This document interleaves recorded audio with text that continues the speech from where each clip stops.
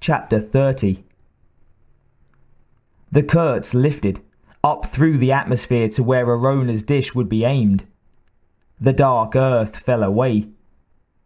Wilks stood at the door of the med lab. Billie and Ripley both had been wounded, but not as badly as he'd first thought when they'd staggered out of the ship. Both had acid burns, and Billie had inhaled a good amount of chemical smoke. But they were going to be okay. Jones checked the child for implantation. She was clean. It was over. Almost, he amended. He felt pretty good, actually, for a change. The way Billie had smiled at him in MedLab had something to do with it. He'd thought that the end would leave him empty, but it was having an opposite effect. There was still a lot of universe out there. He was old, yeah, but not dead yet. Not by a long fucking shot. For a burnout, for a dumbass Marine who had wasted so much of his life, just waiting for it to be over, he had finally done something worth doing. And now, he decided, it was time to move on. Yeah.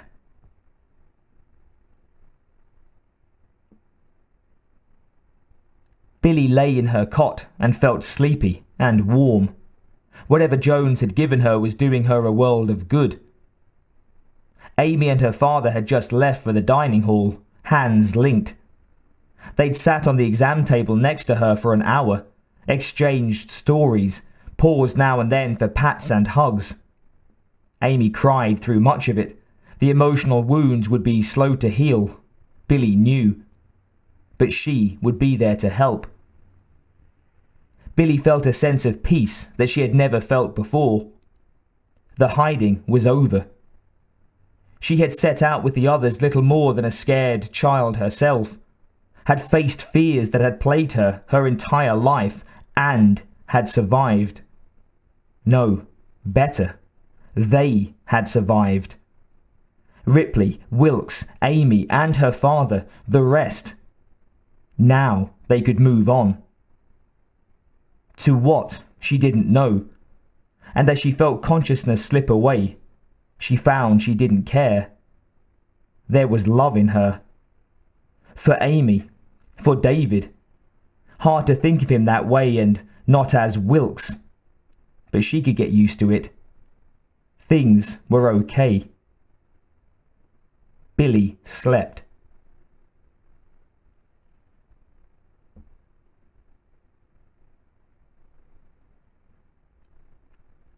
Ripley touched the plastiskin on her arm absently and stared into the blank computer.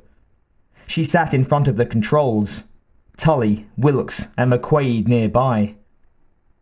Seeing Amy and Billie together had reminded her of a few things from her past, emotions that were real and strong, synthetic or not. She had played a part in the lives of these people, and she had discovered something in herself that she'd thought was gone forever. Self-respect. She was ready to give a shit about who she was, what she was. Somehow, it wasn't nearly so frightening anymore.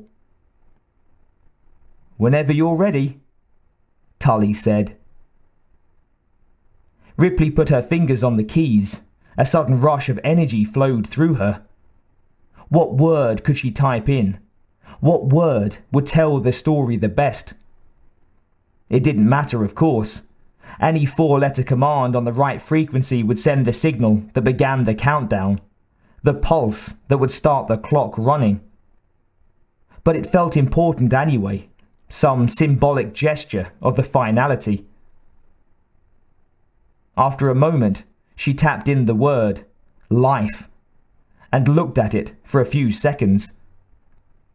Yes, that was appropriate. With a steady hand, Ripley reached for the send key.